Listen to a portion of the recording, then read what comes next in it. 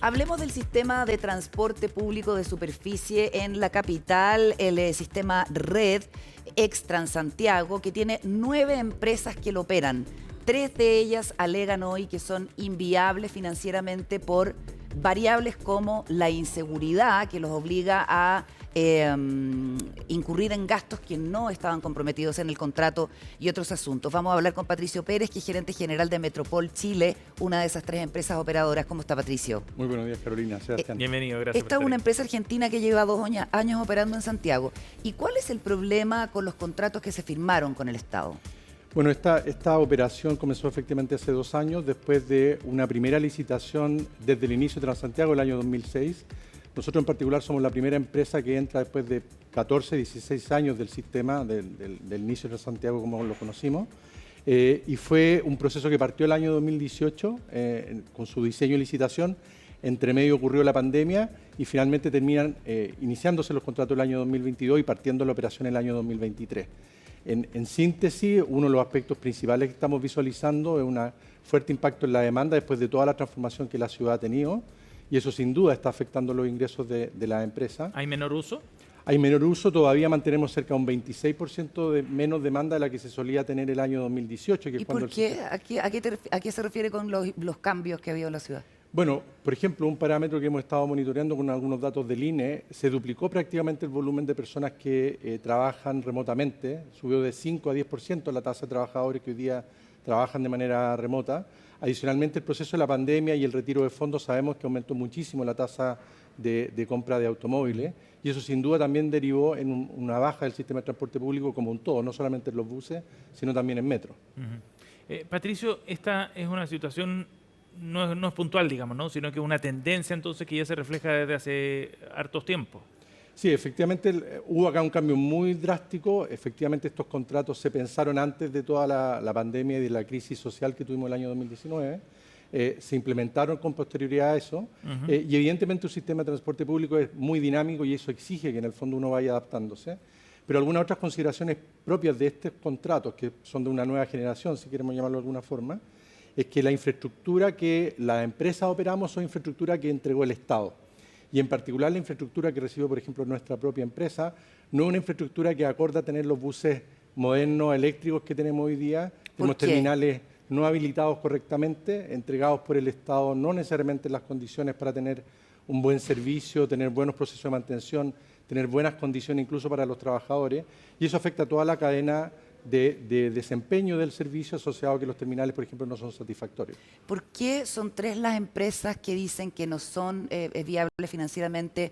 ¿Qué pasa con las otras 6 que parecieran no tener problemas? Bueno, las otras 6 empresas, ahora justo va a ocurrir un cambio, vienen de los contratos originales que sufrieron muchas modificaciones. Estos nuevos contratos, la gran diferencia, como señalaba recién, es que las empresas recibimos los buses y los terminales por procesos ejecutados por el Estado, por lo tanto las empresas solo operamos. Las otras empresas anteriormente eran dueñas de sus terminales, tomaban definiciones de sus buses, veían su estructura de financiamiento y por lo tanto... ¿Y eso sigue siendo así para esas empresas? Y para esas empresas sigue siendo así, aun cuando hay varios procesos que van a ocurrir ahora en los próximos meses, que van a vivir un proceso similar al nuestro y donde podrían darse nuevamente situaciones parecidas a las que nosotros enfrentamos y por lo tanto nuevamente con un efecto en la empresa y en la calidad de servicio de los usuarios.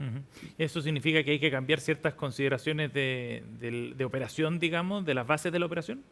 Sin duda, un contrato de estas características con la complejidad que ha ido tomando requiere una participación muy activa del Estado en términos de cómo lo regula, lo administra, pero lo concreto es que uno tiene operaciones que movilizan sobre 4 millones de pasajeros al día. Por lo tanto, cualquier situación que afecte a una empresa y que pudiera derivar, por ejemplo, en riesgos de servicio, tiene un impacto directo sobre toda la comunidad. Y si bien creemos que ha habido, sin duda, una serie de mejoras muy importantes por la modernización de la flota de transporte público, por los buses en particular, impactos medioambientales, impacto en ruido que han sido bien destacados, esto como si se quiere en la superficie y lo que perciben directamente los usuarios, sin duda hacia atrás en la lógica de cómo se regulan las empresas y aspectos como la infraestructura de terminales, pero también la de vías, inciden fuertemente en el equilibrio económico de las empresas y por lo tanto pone eventualmente este modelo en riesgo. Patricio, ahora cualquier negocio me imagino que está sujeto a ciertos riesgos, ¿no? Y hay un asunto de gestión también de cada una de las empresas, de administrar esos riesgos. ¿Por qué ustedes consideran que esto está al margen o fuera de lo que son consideraciones propias de este negocio, digamos? No, sin duda. De hecho, las respuestas iniciales que recibimos en los primeros meses de operación están asociadas a que ustedes son una empresa nueva, no conocen el sistema. Las otras dos empresas que tienen este contrato vienen desde hace mucho tiempo. La respuesta de la autoridad, dice La usted. respuesta de la autoridad, que en realidad no fue del todo satisfactoria, digamos, en términos de forma, de oportunidad, de celeridad. Y lo cierto es que acaban de salir los estados financieros de las 3 empresas que operamos estas 6 unidades de negocio, y las 3 empresas hemos estado perdiendo en los 2 años de operación, y acumulamos 42.000 millones de pesos en pérdida en las 3 empresas, con patrimonios negativos derivados del modelamiento de este contrato. Y evidentemente, Para las 3 en déficit, para operando en las déficit. 3 empresas con pérdida importante, y por lo tanto hemos estado todos mirando los distintos aspectos que tiene este nuevo modelo contractual, planteándole necesidades de mejora a la autoridad. En algunos casos hemos sido escuchados, pero en gran medida los temas fundamentales todavía no son abordados. La directora del transporte público, Paola Tapia, dice que la gestión de los contratos le corresponde a cada una de las empresas operadoras, que son responsables de prestar el servicio de la manera más eficiente, optimizando sus costos y resguardando su propia sostenibilidad financiera. El gobierno no reconoce entonces que este cambio de condiciones sea una responsabilidad de ellos. O sea, el contrato contempla que cuestiones estructurales como la que estamos hablando, en el fondo, deban ser revisadas en el contrato. Esta autoridad no lo ha hecho. Evidentemente, las empresas tenemos que tomar el riesgo por la operación que ejecutamos. Ah, pero el contrato lo contempla. El contrato contempla mecanismos de revisión, revisión. bajo condiciones que alteran fuertemente el impacto del contrato. Solamente un ejemplo. Nosotros hemos tenido en estos 2 años de operaciones más de 2.500 eventos de vandalismo en nuestros buses. Solamente en vidrios por vandalismo hemos gastado más de 1.500 millones de pesos en estos cerca de 2 años. Ya llevamos 3 buses quemados, flota nueva, digamos, que estaba para la operación de Transantiago. En estos 2 años. En estos 2 años. Y si bien uno puede decir, eso no es responsabilidad directa de la autoridad de transporte, es un tema de seguridad que es mucho más amplio, sin duda, finalmente es un servicio público que esta dinámica debe ser recogida de alguna forma, ya sea entregando más seguridad, tomando las variables de fondo que en el fondo impactan en el costo, y también recogiendo esos factores dentro de la ecuación contractual. Y es común, estoy pensando que la empresa es argentina, que en otros países también pase este tipo de actos de vandalismo, que se quemen buses. O sea, situaciones como la que hemos vivido en Chile definitivamente no, digamos. Yo creo que para nuestra empresa ha sido una de las principales sorpresas.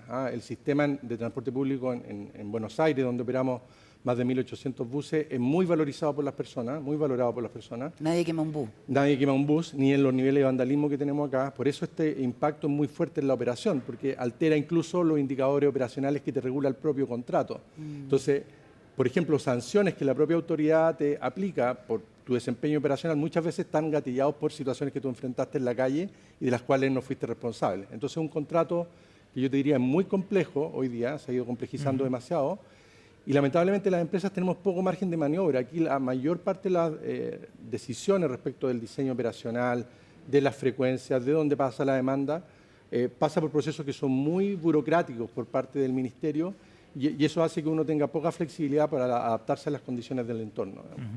¿Qué efectos puede tener esta situación desde el punto de vista de la operación del sistema si es que no se resuelve estos asuntos que usted plantea?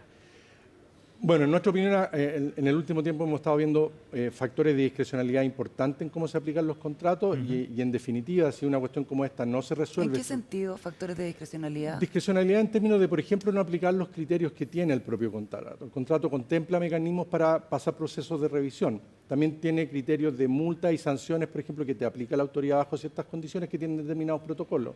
Solamente un ejemplo. Si la autoridad comete un error en términos de cómo evalúa la empresa y uno hace una reclamación respecto de que la demanda o los kilómetros que recorrió no fueron los que la autoridad ya definió, tú recién puedes mirar la información para hacer ese proceso un mes después, y prácticamente 6 meses después la autoridad te responde y te puede devolver recursos o ingresos que eran tuyos porque fueron erróneamente sancionados por ellos. Toda esa burocracia, digamos, todo ese tecnicismo que está hoy día en el contrato pierde conexión con lo que está pasando en la calle. Y muchas veces los indicadores pierden incluso la sensibilidad de la mejor experiencia de servicio para el usuario en términos de frecuencia, regularidad. Pero cuando se firmó el contrato, eso estaba. Sí, pero al final del día los contratos tienen dimensiones de gestión.